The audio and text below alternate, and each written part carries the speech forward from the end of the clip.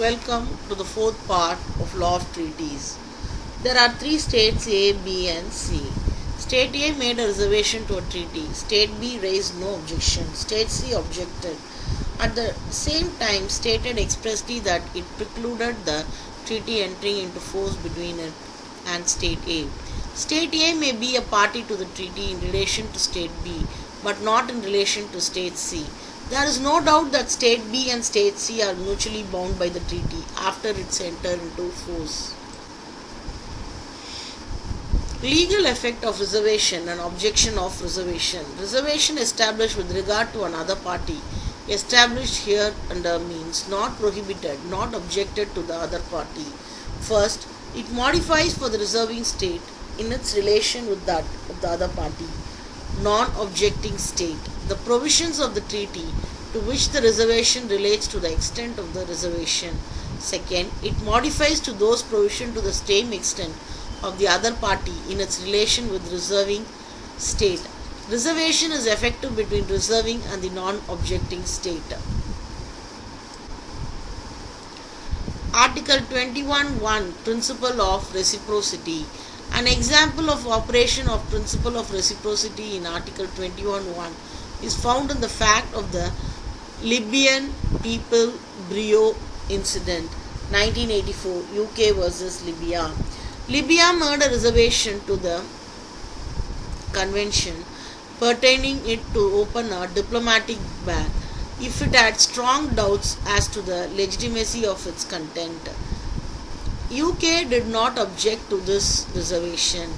In accordance with Article 21(1)(b) of the obligation of the Vienna Convention on Diplomatic Relations not to open another state diplomatic bag was modified to the extent of the reservation and would not have been prevented by the UK opening the Libyan bag.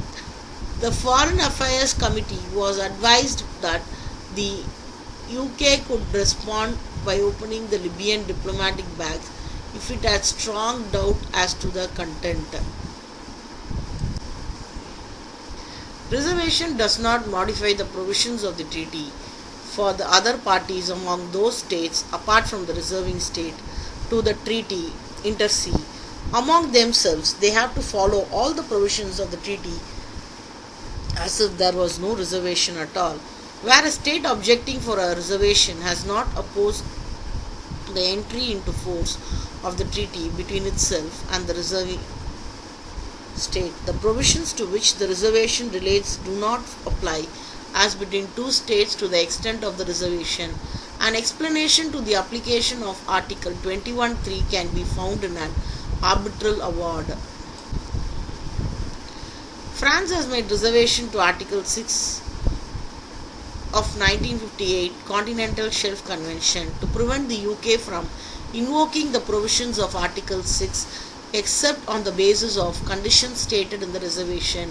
UK objected to these reservations. The award, the combined effect of the French reservation and their rejection to the UK is neither to render Article 6 inapplicable in toto as France contends, nor to render it applicable to UK as it contends. It is to render the article inapplicable as between the two countries to the extent, but only to the extent of the reservations that is said.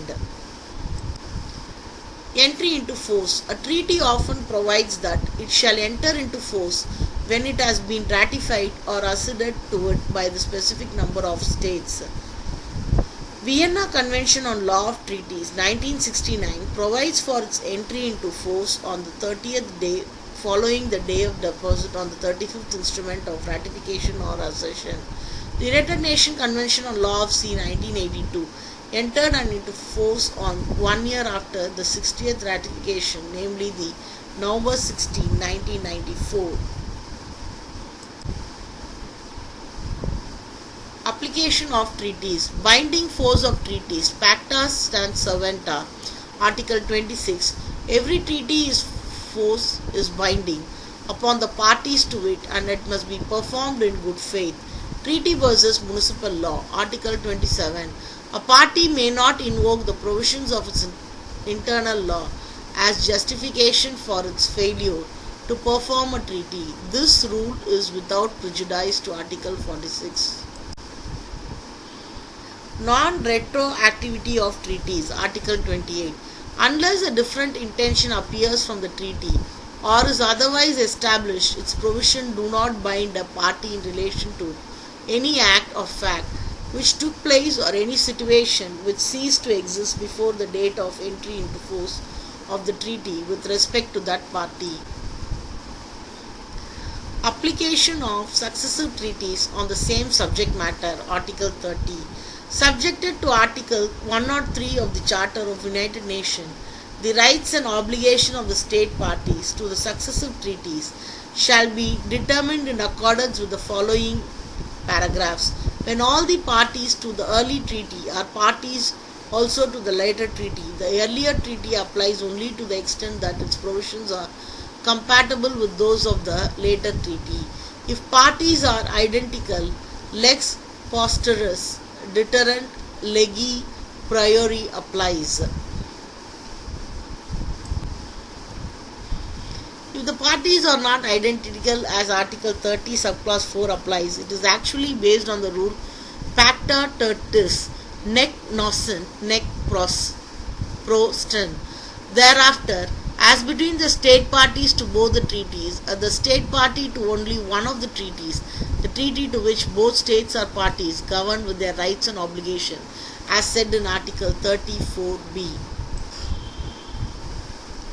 Article 30 deals with the hierarchy among treaties. Article 103 of the Charter, where in the event of a conflict between the obligation of members of United Nations under the present Charter and their obligation under any other international agreement, the obligation under the present Charter shall prevail. Article 103 is known as clause paramount. Obligation under the United Nations Charter have primacy over obligation under any other treaty. Lockerbie case. In 1992, the court refused to grant provisional measures to Libya because by the virtue of Article 103, Libya's obligation under the Charter was Resolution 748 of the Security Council requiring Libya to surrender to the two suspects prevailed over its obligation under the Montreal Convention. Libya can either extradite or prosecute the two suspects. According to application of Genocide Convention case, Article 103 does not apply to a rule of jus cogens. Treaty and the third state. Article 34. A treaty does not create either obligation or right for the third state without its consent. The general rule in Article 34, which is known by the maximum pacta tertis nec nocent nec prosent, undoubtedly reflects customary international law. Article 35. Obligation of the third state must expressly accept in writing. Article 36. Right of the third state. Consent can be presumed.